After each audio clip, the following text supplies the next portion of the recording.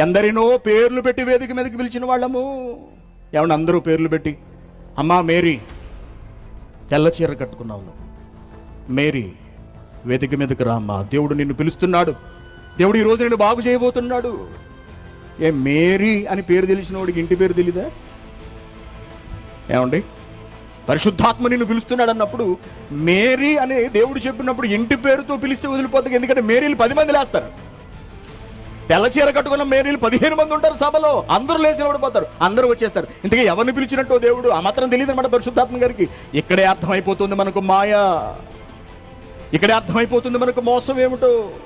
ప్రజల బలహీనతలను అడ్డు పెట్టుకుని, ప్రజలకు వచ్చిన రోగాలను అడ్డు పెట్టుకుని, ప్రజల అజ్ఞానాన్ని అడ్డు పెట్టుకుని మీరు స్వస్థత పరాల పేరుతో ప్రజల్ని మోసగించి అక్రమం చేస్తున్నారు కదరా మీరు. అద్భుతాలు చేసిన వాళ్ళు, మహత్కార్యాలు చేసిన వాళ్ళు, ప్రవచనాలు చెప్పేవాళ్ళు, అక్రమం చేయవాళ్ళారా, నా యొద్ద నుండి పోండి.